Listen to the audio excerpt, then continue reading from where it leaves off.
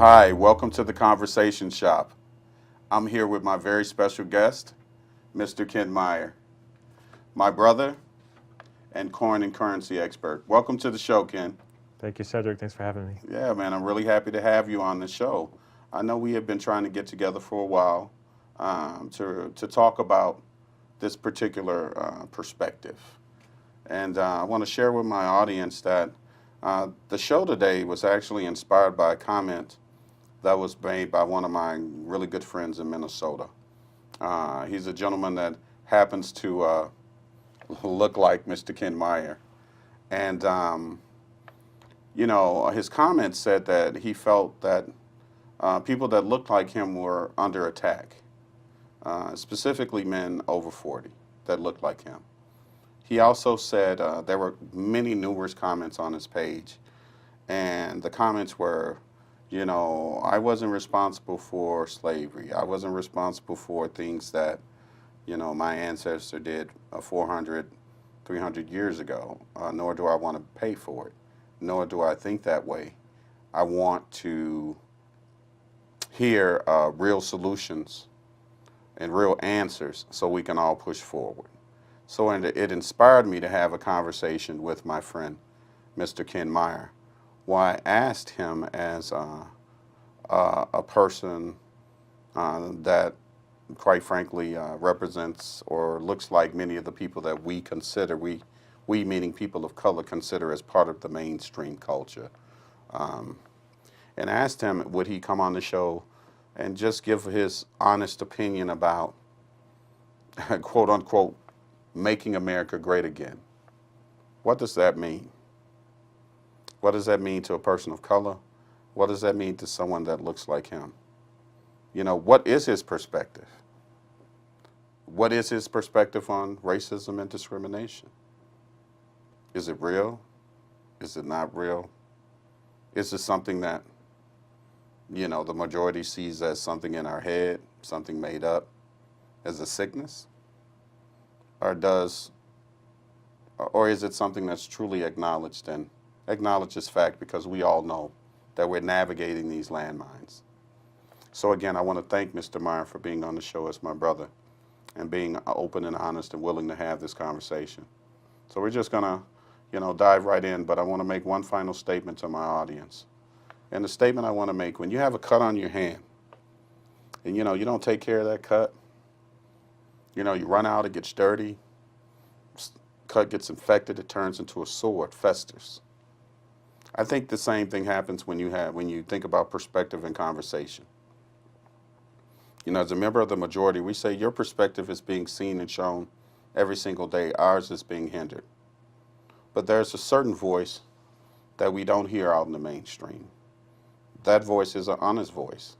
Because when we look at the president, when we look out at Mr. Donald Trump, we hear that people that look like Mr. Meyer feel that they're not being represented, that they're losing the country.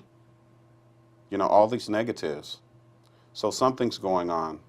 And respectfully, I want to thank him for giving us that perspective, because if you shut that perspective off, it festers like a sore. It becomes worse. It becomes angry. It becomes bitter.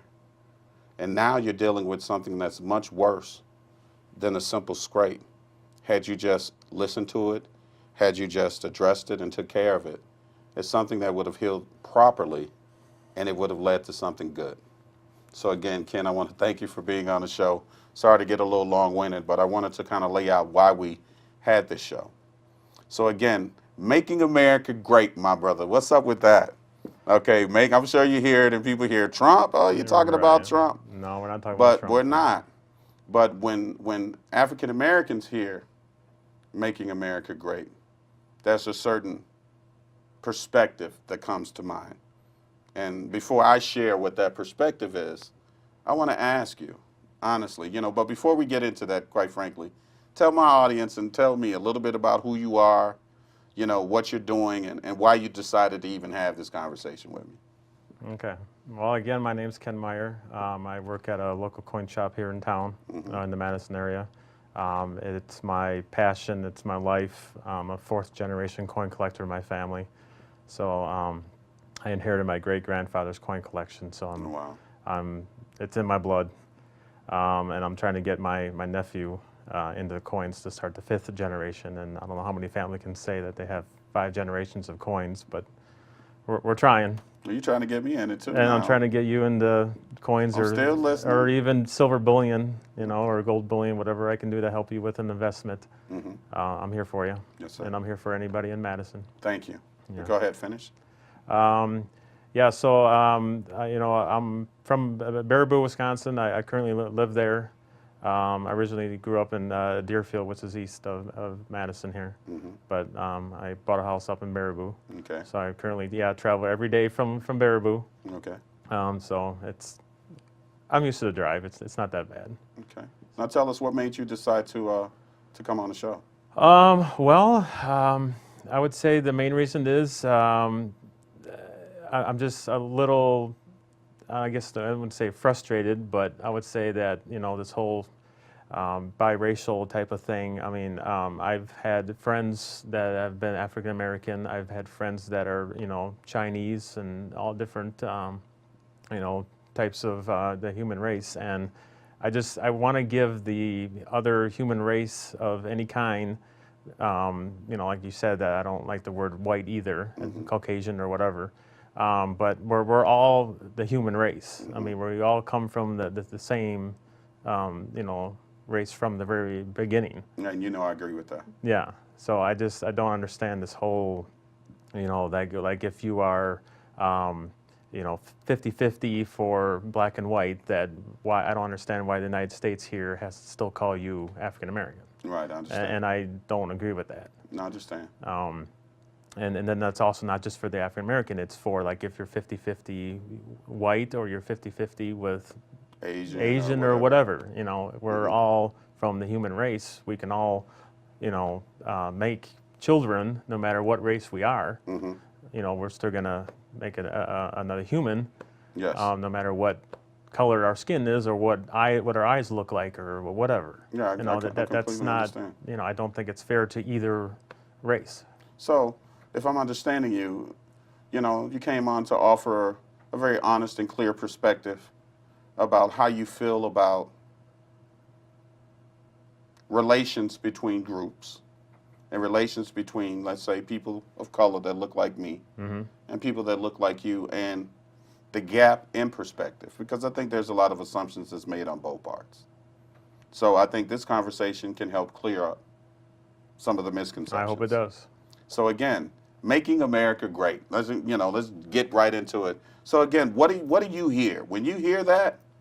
What does that mean to you? We really want to know. I want to hear what it means to you, as Ken Meyer, and then I want you to also share with me what you've heard it means from different people in different spaces. I want you to give us that window, that ear, into that other perspective, if you don't mind. Okay. And again, for my audience, Ken is jumping out on a limb and sharing with us perspectives that he's heard. These are not his perspective. He's going to share with us initially how he initially feels about a topic, but he's also going to share with us different things that he's heard in different situations to kind of give us perspective and things to talk about. Okay. Ken? Yes. Well, first, I would say my perspective is that I think we need to give all races a chance. Like as soon as you would meet somebody for the first time, don't judge them by the way they look. For number one. But again, bringing you back to making America great, what do you hear when you hear that? Yeah. What does that mean to you? Well, I would want America to be great again because I want to see all these races getting along. Got you. Yes, that I want America to, once we get all these races to get along, then hey, then America can start, getting better. There won't be any of this, fighting of, with not just guns, but fighting among the races of even, fist fights or whatever, because they are, not getting along because of the color of their skin or the way that they look of any kind. Or disputes in ideology, Yeah. so to speak. Yeah, yeah. Okay. Now, in terms of, so making America great, again, when you hear it, it's more of a future. Yes. Taking us to a future, Future, that exactly. brings us all together, Yes, and correct. pushes us forward together. Yes, you are. So reading from me, your yes. perspective, that's what, when you hear that, that's what you hear. Yes. Now, if you don't mind, share with me, because a person like me can't get through certain doors Right. and hear certain opinions. Right. And again, I know I'm putting you out on a limb. I don't expect you to, Okay. jump off the deep end Right. again. But with perspective, can you share a couple of one or two other perspectives about what making America great again? And I'll share with you, as a person of color, when I hear that, Mm-hmm. I hear taking us back to, post-civil rights, 50s, 20s, when separate water fountains, Right. when people that looked like me didn't have appropriate rights here in the country, Yeah. and other people were pushed forward. People that looked like you were pushed forward. People that looked like me were killed, murdered, and everything that was done to keep us back. Not just African Americans, Latinos, any person of color. So when we hear that, not to speak for all, Right. okay, but there's a large perspective that when we hear that, that's what that means to us. To us, it's very racial. Correct. To us, it's a code word to say we want to take it back to the old way. We want to take every stride that you've made to push people of color legally, education-wise, socially. Instead of pushing that forward, we want to take all of those things from you and push it back. And from someone like me's perspective, we see that happening with the laws, and we see our president moving things in a space that way. So that's what we hear. So would you mind sharing with me this last minute before we go into the break some of the other perspectives that you may have heard about what making America great is, just to share with my audience, if you don't mind. And you'll have an opportunity to share again what your perspective with is at the end. Okay. So if we go back to the whole, drinking fountain thing or whatever, that's just, I don't understand why we have to have separate, places where the certain races have to go. I really don't understand why they have to. So do you think there's a perspective out there that when someone that looks like you, that's not Mr. Ken Meyer, quote unquote, Yeah. hears that, it means great, let's push everyone that looks like us forward, and let's take those black folks, and let's throw them over here. Let's keep them over here. Right. You know what I'm saying? They're getting bigoted. They think they're running things now anyway, right? Yeah. So let's put them in their place, right? Right. So would you agree that's a perspective Yes. that you hear? Yeah. Right. Yeah. It is. Yes. Right? Would you also agree that making America great is, well, we've had these laws in place so long, look at them. They're still in the same place. They're not doing nothing. They're not doing nothing. Exactly. They're not doing anything. They're not taking advantage of anything. Right. Right? Completely ignoring systemic things. But Yeah. they're not doing anything, right? Right. So take it back. They're nothing but animals and crooks and criminals and drug addicts anyway. Right. Right? Is that a perspective that you Yes. hear? Would you agree? Yes. Yeah, so, Yes. My question, and we'll go into this in the next segment, is how do we get around, let's have a conversation about how do we get around some of those perspectives? Because there's people who truly believe that. Mm-hmm. Right? Oh yeah, I know. There's Unfortunately, people there who- is. Truly, truly believe that. Right. So again, we'll talk about that when Okay. we come back from the next segment. All right. We'll be right back on the Conversation Shop.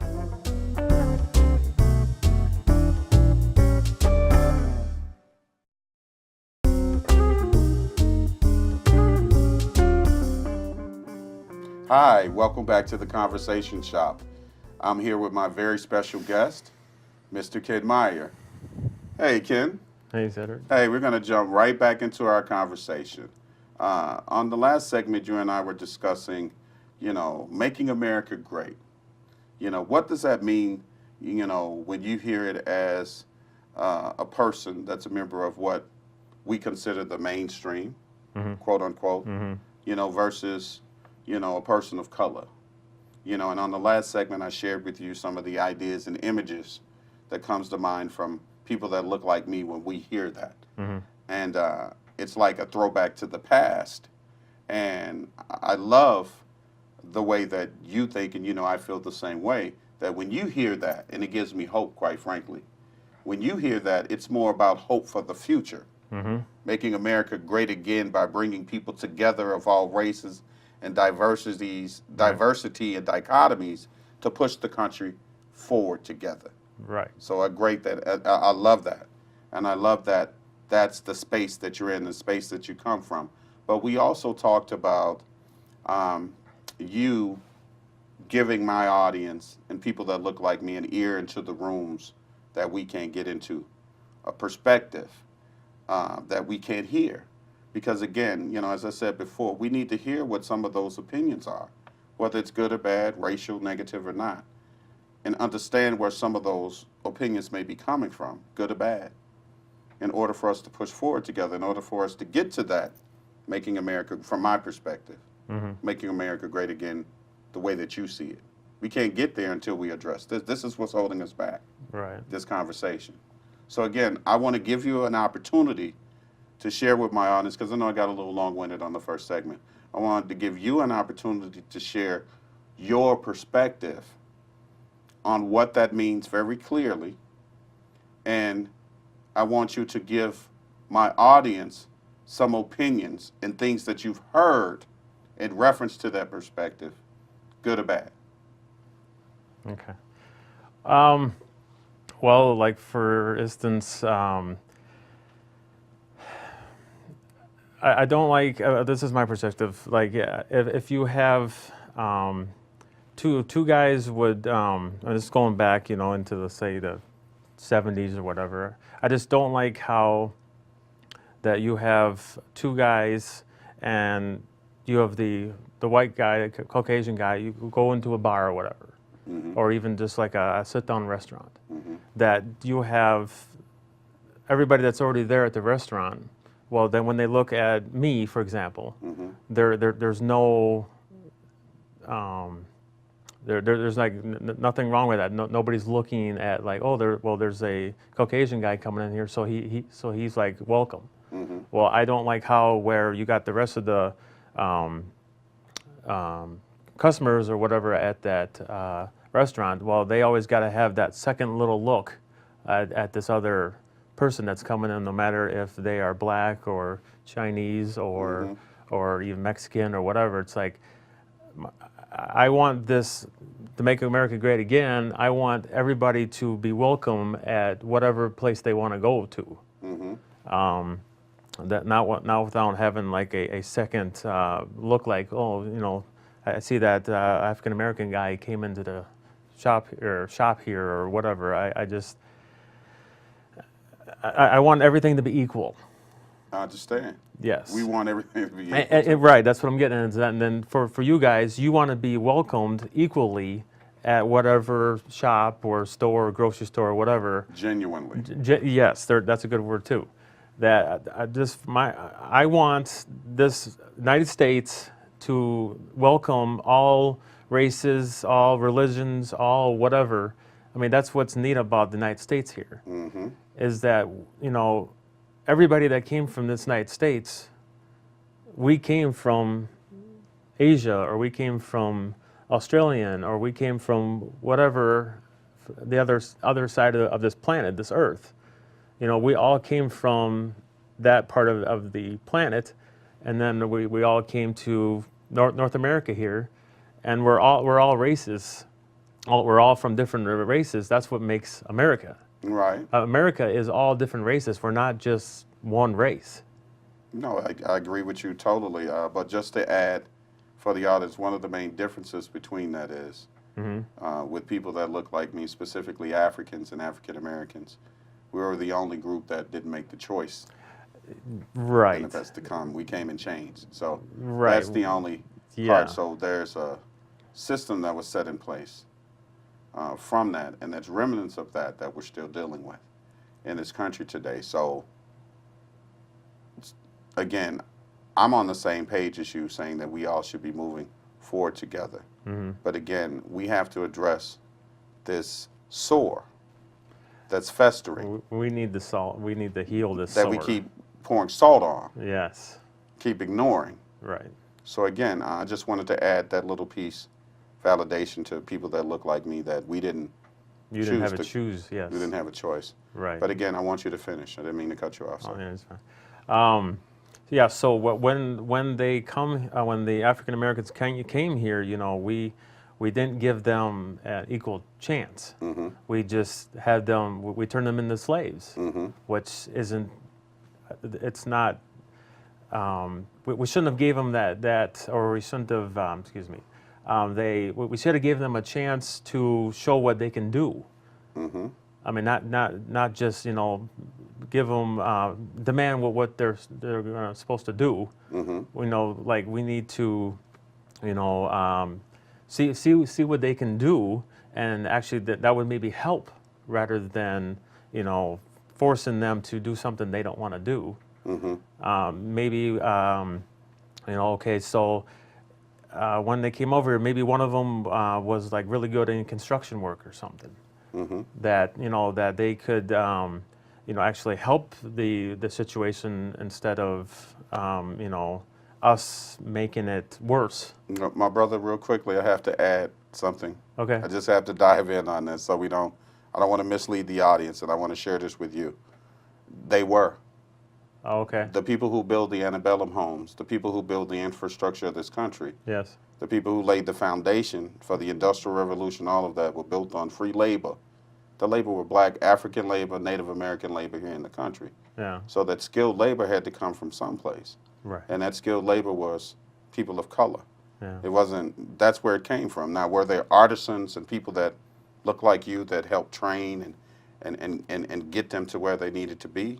We don't know if there were other people that looked like them that came over to train. You know, those are gray areas. But again, we built the infrastructure. And I share this with you, and I'll let you finish. You look at Washington, D.C., Benjamin Banneker laid the city out. That's an African-American man who did that. So I want to share with the, Good. you know, share with the my audience that, you know, we have to tell the real history of the country. So there were African-Americans and people of color who made monumental contributions to this country, medically, construction, building trades. So again, let you finish. Well, that's good that we have this. But it was under the means of bondage. Again. Oh, right. Yeah. Yeah. No, I think it's great that that the United States here, that we have African Americans or whatever race, that we need to give them a chance to build, you know, structures of any kind for, you know, I mean, you know, we need to give them a chance that for being a doctor or something. You know, it's great. I love seeing other races helping each other. You know, I'm glad that if I see a African American doctor helping, you know, this white couple, and for them to give birth. I mean, and vice versa. You know, having a white guy helping. No, I understand what you're saying in terms of, you know, we all should come together. So I understand that. I get that, and I understand that's where you're at. But what I also want you to do with my audience is, again, share with me the other perspective. We have the euphoric. We're there. Okay. Because to me, that's euphoric. That's where we all want to be. You know, a lot of us, that's what we want. Yep. That's where we want to be. But that's not where we're at. So we got to deal with the reality of where we're at, and we have to deal with these attitudes of where we're at now, today. So let's talk about that. In the last segment, share with me some of those opinions and attitudes that you hear about making America great again. So I don't want to leave that motion again. I want to stick to that and have you share with me some of those negative opinions. I don't want to tell you what they are. So you want me? I want you to tell me what you've heard. What I heard. What you've heard. Okay. Well, I guess some of it, I guess you could say that you've seen, maybe like even the audience has probably seen it on TV. That you see all this negative stuff on TV of, Okay, that I guess some of these African Americans that have been shot. Mm-hmm. Well, it seems to be that it's coming from the other race. Mm-hmm. So then you have these streets downtown, East Washington. You got these schools that are closing because the students are walking out. Mm-hmm. It's nice to see that the both races are walking down to the Capitol and they are saying that enough of this. No, I completely agree with that. And I think, again, I think us coming together is great. But Les, you brought up something a few minutes ago about, the deaths, the shootings of African American. Let's just jump in there because Okay. I'm not going to, No, I I don't was want to just- put you on the spot. No, that's fine. Yeah. Because the euphoric thing, we're there. I get that. But again, I want to take that and put that to the side. We hear that all the time. Mindfulness, you and I are there. Okay? Yeah. But I want to have a conversation about what some of the real attitudes are. So, again, if it'd be question and answer, I'll ask you. Yeah. I don't have a problem doing that. So, again, we're talking about the shootings. So, yeah. someone that looks like me would want to ask you, how do you feel about that? How could someone that looks like you, okay, go that Mr. Castile in Minnesota Okay. can say that that guy was justified in killing that man? Literally, let's just put it out there, okay? Yeah. Because you see a difference, a gulf in the opinions, right, from people of color, how we view it, and then people that are quote unquote in the mainstream, right? Well, the officer did his job. He was fearful. You keep hearing that word, fearful of the gentleman in the car because he said he had a gun, right? But we look in the news all the time and see people that look like you with guns, and they don't get murdered, shot, killed. Yeah. They don't get treated like people that look like me, right? Right. At all, not even a little bit. Right. So again, how does that make you feel? How do you feel when I say, how could someone like you justify that? That looks like you, justify something like that? I want to hear that perspective. I don't. You want to hear what I have to say about I it? want to hear exactly. You're Yeah, my because- brother. I want to hear it. Because I mean, I just don't think it's right to have where you have the. So you have somebody being shot, so you automatically think that it's a white that has shot like an African American. I don't like hearing that. I mean, we need to have the cops and and everybody like that, do the investigating first, not just say, well, okay, here we go again. We got a white shooting a black guy again. I'm glad you said that. Keep going. I'm glad you said that. I mean, before the media, comes out and says all this, they need to do The facts, right? They need to do this and investigating the facts to get all that through before everybody thinks, oh God, here we go, we got another shooting, and it's probably a white shooting a black. Okay, let me ask you another question. Let me ask you a question about that. To keep that perspective, right? Yeah. Because we hear that all the time. Yeah. But I go, didn't you see the video?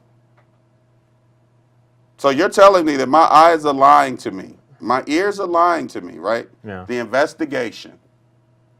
Okay, so and from a person of color that looks like me, we go, every invasive, we just saw Rodney King get beat to death, beat down. Right. Everybody acquitted, right? And he So- was beaten down by a white. Right. Okay, so Yeah. when we consistently see people that look like us get murdered and killed, Yeah. and people are getting let off, Yeah. and then you're saying the process, it mean, what do you, well, it makes us question the process. Then the process isn't for me, isn't for my protection.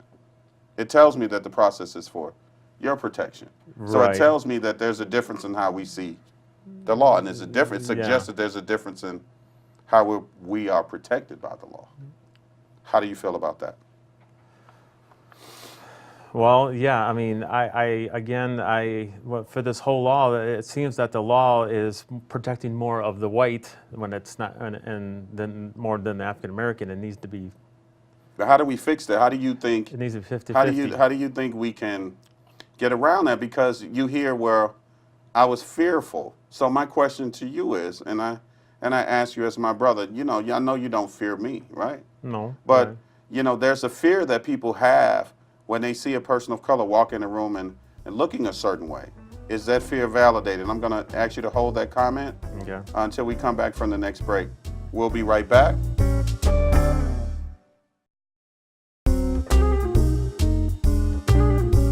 Welcome back to the Conversation Shop. I'm here with my very special guest, Mr. Ken Meyer. Ken and I was having a conversation on the last segment talking about the differences in opinions or perspective as it relates to people of color, people that look like me, and people that may look like him are part of the quote-unquote mainstream when it comes to, let's say, African American shootings. Yep. In my community, we see these videos, Mr. Castile. We go, hey, I don't know how you can justify killing this man. And I don't know how you can justify shooting and murdering this man, quite frankly, with his child in the backseat of the car, his girlfriend sitting in the car, and say that that was safe and it was justified. So to us, we see all of this and it seems very unfair. So the perspective that you come from, that I heard you come from, is reflective of a mainstream perspective that we hear. So we'll go, okay, let's wait and see. Let's wait until they investigate it, right? Right. So they'll investigate it and go, not guilty. So you got 20 of these, right? Right. And all 20 of these, everybody's not guilty. Everybody's not guilty. It seems like, yeah. Everybody that looks, in these 20 cases, all the people that look like me, the verdicts are not guilty, right? Right. But let's take another situation. Same situation happens, but now it's someone that looks like you. Okay? Okay. And we're watching this from the outside, people of color, people that, may not be a part of the quote mainstream, right? Mm-hmm. They see this. They see everything happen 360 degrees different That's right. from how it happened over here, right? Yeah. And when the verdict comes out, somebody's going to pay. Somebody has to pay. One person, somebody's going to pay, Mm-hmm. okay? Mm-hmm. Nobody's getting off. Somebody's going to pay. That's right. So as a person of color, right, Mhm. growing up, and when we consistently, keyword, consistently see this, we have no other space to be in other than to say and to realize that it's unfair, it's unequal, You're right. and has to be some discrimination involved. And what is the only difference? The melanin in my skin or monetary? Because we know there's differences in monetary as well. But again, we see those differences, so we don't trust. So when we hear you say that, again, we got the kid in Sacramento. Mm-hmm. All these lies have come out, kid shot in the back. We say, oh, here we go again. So we're waiting to see what's going to happen. Yeah. We're waiting, right? And then you have to also understand, I'm going to let you talk real quickly. You also have to understand how silly this looks for us when we see the Parkland shooting, right? We see this. Mm-hmm. And we see all these people of color kids getting murdered and shot by the police all over. Nobody's talking about gun control. Parkland happens. Gun control marches are. I'm happy about it. We're very happy about it. But you have to understand how people of color look at this. It seems like a bunch of shit. Yeah. It's hypocrisy. Yeah. Okay. Give me your perspective or your opinion on that. Well, Ken Meyer's perspective. okay. Well, yeah. My opinion is definitely they need to, as soon as you see a shooting, everything has to be, put on hold, and everybody, no matter all the cops, all the police tape, and it needs to be all marked, all this type of stuff, and they need to do the investigating before they come down to any, if they're guilty or non-guilty. We get that, but Yeah, we hear that all the time. I know, But every time you say that, right. when it looks like someone like me is not guilty, so you still trust that? No. So how do we get around that? Do you have an opinion on that? I mean, we know it's bad, but how do we get around that? I mean, or share if you don't have an opinion, But because to me, I go, how can anybody that looks like you believe that they are not guilty? Well, they. So I'm asking you, can Yeah, you they. tell me? If you can't, I understand, but can you please tell me? I want to know. Yeah, I mean, okay, so say I was the cop, Right, okay, and so I'm white and I'm seeing that a black guy was murdered. right. Okay, well, before I would talk to the media or whatever, I want to make sure that I am getting all the facts before. So you would assume in your head that the police officer, you got to give him the benefit of the doubt that he was justified in shooting him. Is that what you're saying? Because to me, that's what you're suggesting. Well, I'm not saying that. No. I'm just saying that we need to. I mean, you guys are saying, well, okay, well, if the person was shot, you. It's on tape. Yeah, right. I mean, they need to look at the full tape, investigate the whole thing, do photo by photo. But they're still not guilty when they do Right, and that's not right. that. Okay. No, that is really dead wrong. But so do you think there's a way for us to get around that, or you think we're just kind of stuck in, Well, how do we get around those perspectives? you guys seem to think you're always stuck. Yes. But let's talk about that. Yeah, that's fine. Let's talk about that perspective. So again, I hear that from some of my Yeah, I don't like how you from guys some of my think you're always friends, stuck. We need and to when we solve say you that. guys, like when we say quote unquote you guys, let's put it in perspective because I don't think I'm stuck. Okay. But there's a perspective in the African American community You guys that- are always thinking that you're stuck. that we're stuck. Yes. So I'm glad you said that. So when I hear, or people like me hear you say that, me knowing you and me being at a certain place of understanding, Mm-hmm. understand the perspective that you're coming from. But I can tell you once I step back into this space Right. that your perspective, and you hear privilege, you ever heard that word again Yeah. before? What you don't understand, and you may not be realizing is, that's coming from a space of privilege. Because the term is, you guys always think something is being done to you. Right? That was what we just said. So this is what I'll say to you real quickly. Okay. Using the same example I used before. We got 20 murders, Yep. all shot. Yep. Nobody's guilty. We get same 20 murders. Someone that looks like you, 80% of them somebody going to jail. And you mean to tell me that's right? We just said in one sentence that's not right. Right. So when we're consistently seeing that and we go, there's a problem, we feel like we're under attack.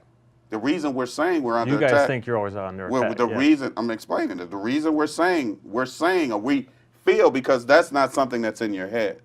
That's what I'm saying to you. Mm-hmm. Because for us, I'm glad we're talking about this. Yeah. This is the real issue, right? This is one of the things that we talk about all the time in our community. When we have a conversation with someone, when two people that look like you and I have a conversation, right? The perspective is, when it comes to racism and discrimination now, it's very subtle. And what I say about subtleness, it's very, very subtle in terms of it's done in a way, let's say verbally, that, because let me put it in this perspective, as a person of color, we deal with these landmines every single day, all day. So let me make that statement. So when you say, That's right. when I hear you people think you're always under attack, yes, they do. Yes, we do. We growing up being taught to navigate landmines all the time, because if we are taught not to, we fall in them. We become victim to them. And what you see in the community is a lot of people that look like me falling victim to those landmines, right? Yeah. The people that learn don't fall into those traps a lot. But we do. I still navigate landmines that I hate, that I have to navigate. Is You it have to fair? navigate every day. Every day. Every day. Now, I tell you, do I think I'm under attack? No. But do I understand the perspective of someone that don't have the toolbox that I have Yeah. to think that they're always under attack? Yes. Now, do I think some of the infliction is self-inflicted? Yes. because I believe in self-accountability. You know me. I believe in self-fulfillment, self-accountability, right? So I think there's a piece that holds us back. We hold ourselves back. But to say, for using the same example, that there isn't a system in place, because we talk about those murders and things and how it changed, we're talking about a system in place that's fair for you and unfair for me, right?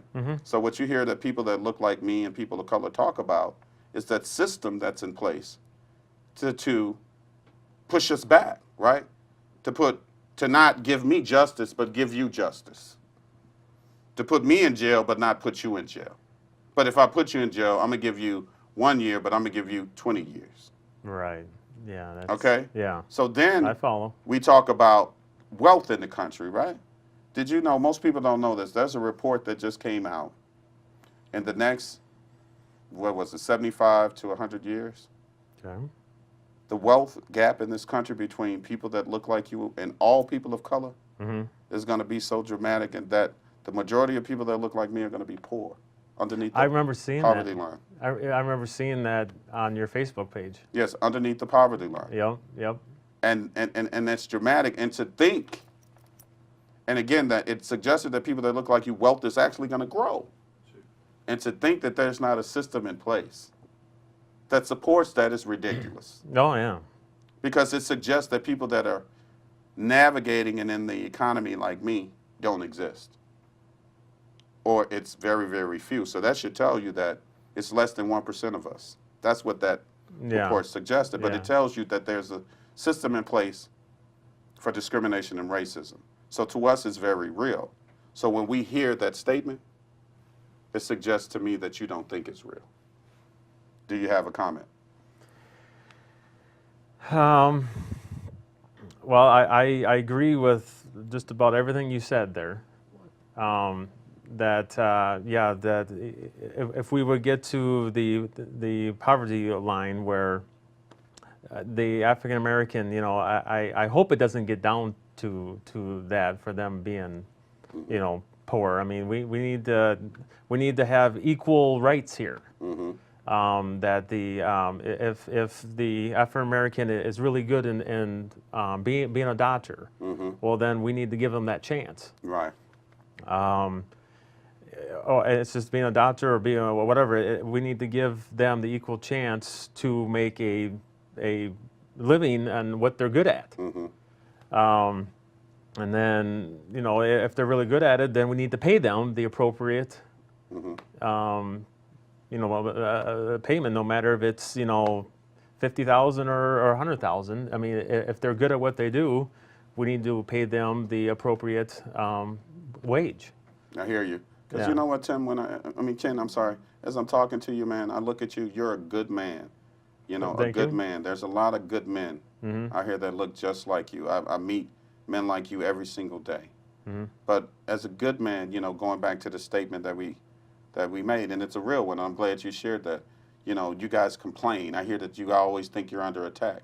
When we come back from this next break, we're going to talk about some of those things a little bit, and I'm glad you shared that, because my question is, how do I take a good man's intention that says we all should move forward together, right? Making America great, again, is pushing everybody together. Diversity, really believes that is my brother, and I know that, right? So how do we address someone like you, right, who truly believes that? But how do we speak to the perception or the feeling that you have that you guys are always complaining about these things and think you're always under attack? And we're going to talk about some of the things, what those things that you hear us say that we're under attack about. And the reason I want to talk about those things is, how do I help give you an understanding of where I'm coming from, so you know that it's not fake, unvalidated, or so you know that it's a situation that I'm just not choosing to succeed. There's things that are put in place to try to hinder me, but it's my responsibility to get around them. So let's talk about that. Okay. We'll be right back on The Conversation Shop.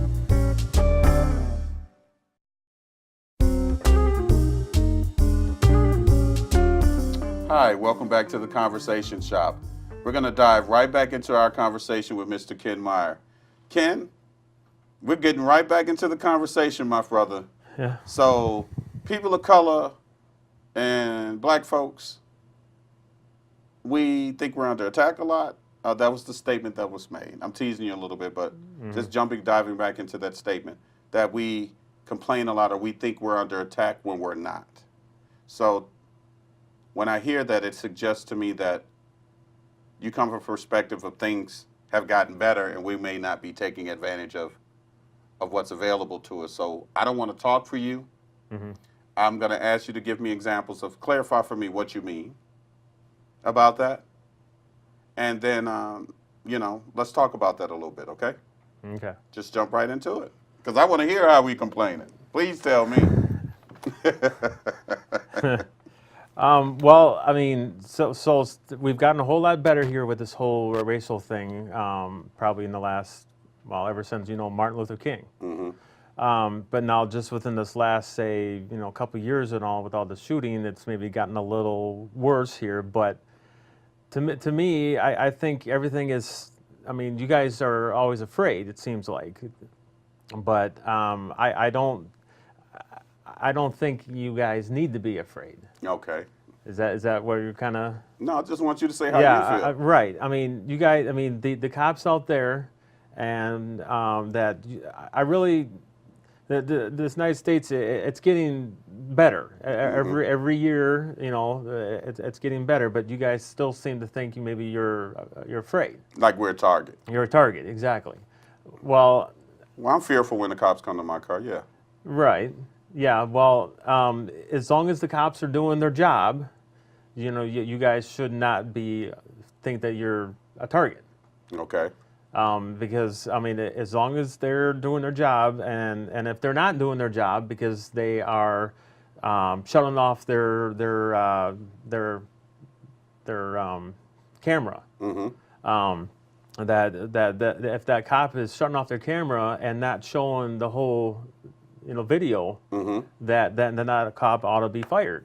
Okay. It doesn't matter what race they are. I understand. Yes. So if they had, so say there was a white cop and he was shooting a black African American. Mm-hmm. And then, but then before they shoot that African American, they're going to quickly shut off their camera to try to hide any evidence. Right. Well, then that cop needs to be accounted for. No, I completely agree with you on that. But when you talk about, not being fearful, right? So in our heads, we're going, so who's gonna tell on the cop if he's not doing his job? It needs to be the other cop. So like so say this goes to court or whatever. Mm-hmm. Well, this other cop that can, and say they're both white cops. Right. He needs to, do the right thing. Do the right thing. Exactly. You just took the words out of my mouth. He needs to do the right thing, no matter if he's protecting his white guy, his white partner. Excuse me. Mm-hmm. That if he saw the cop that shot the African American, Mm-hmm. that he saw him shut off his camera. Mm-hmm. Well, he needs to, under oath, tell the freaking truth. Right. I mean, race does not matter in this. It should not matter in this situation. That he needs to, do his job. I agree with you totally, but you're talking about trust. Right. So you trust the police. We should. Do you trust the police? If you want my opinion, I want to. But do you trust when the police when you come in contact with the police? Yes. Do you trust that they're going to treat you fairly and do the right thing? I want to. To answer your question, I want to? Yes. But what don't you trust? Tell me, what are the things that worry you? Well, what I'll be worrying is that if it's a white cop or Caucasian, I know you don't like the word white, but if the Caucasian cop, I'm maybe a little fearful. I want to trust them, but if I see they're not doing their job in person or on video, I'm going to get upset. Okay. But you're not thinking about, you're not worried about getting shot, or you're not, you well, don't think it's a life and death situation. I'm asking you, do you think it's a life and death situation for you? Or could be? It could be, yes. Really? Go ahead. Because I mean, well, okay, it's like for an investigation, like if something would come into the coin shop that I work at, well, which we've had the cops there come and arrest some people right in front of me. Oh, wow. Okay. Yeah, to be honest, neither one of them have been white or black. They Okay. were mixed. Okay. And I'm not feeling fearful because I'm hoping that the cops are doing their job. Right. And if I don't think that they're doing their job, then maybe I might be getting fearful. Okay. Do you think you have if you see them not doing their job, do you think you have a voice? Then tell on them? Yes. And To tell on the cops, right? Yes. Yes, I strongly believe that, because now say if that would go to court, right. and then for me being a witness, I would under oath tell the truth, no matter if it was a black guy that was being arrested or a white guy or a Mexican or whoever. No, I would not feel scared or fearful because I'm a witness. Okay. For me, I would want to tell, but I wouldn't think it would matter. I would say that they weren't doing their job and they did it wrong. Yeah. But if I wasn't of the right stature, I would feel like, it wouldn't be weighted as highly as someone else. That's what someone that looks like me may feel that way. I don't feel that way, but someone that looks like me may feel that way. And because in the past, when they've made those statements or tried to assist, it hasn't gone anywhere. Or you heard this, no snitching, right? You've heard that, right? A few times. Right. So you'll have someone that'll come out and say, well, such and such did this in the neighborhood. But the officers won't provide that same person protection, right? But this protection is living in a neighborhood full of killers. So the killer that you just asked her to testify against lives next door to her. So what you think the killer gonna do when he gets out and knows that she told on it? Yeah. Okay, so but you expect that person to tell and do the right thing. So what's the responsibility of the police officer to protect that family and make sure that that person doesn't have an opportunity to come back next door to her? So these are a lot of the little things that we're kind of navigating in terms of, ideologies of what we view as right, because behind certain decisions are circumstances, right? Mm-hmm. So, again, but I didn't mean to cut you off, but go on and finish that. So again, I mean, I just don't. I want all the, I'm just trying to think this over quickly so everybody understands that what I'm coming from is that we need to do all the investigating here before we do any judgment. I understand that, but what the point I'm trying to make to you is that, as we're talking about it, I agree with you, but there's a difference in perspective, meaning people that look like me have a true distrust for the police because our interactions haven't been positive. We've seen the cops in a lot of situations not do the right thing. And then when you guys. We have. You have. And when we try to say that they're not doing the right thing, we're not being believed. Believed, correct. And then those same crooked cops terrorize our neighborhoods, terrorize our communities, because that's been proven as well. That's on paper, right? Yeah. That those things have been done. So to tell a community that they should trust the overseers, right? Because that's how we look at them sometimes in the community as overseers. Don't cross this line. You cross this line, we're going to beat you back over there where you should be. So how can you tell us to trust them? You understand what I'm saying? It's definitely hard on your guys' end to trust Right. the cops. And then going back to what you're saying, what we said before, and we'll kind of wrap up with this when you said, well, you guys feel like you're always under attack. So I want to ask you, do you realize that, do you see how we may come from a perspective of feeling attacked all the time. Well, I want to thank you for being on the show, my friend. All right. And I want to thank you guys for joining us on the Conversation Shop. See you next time.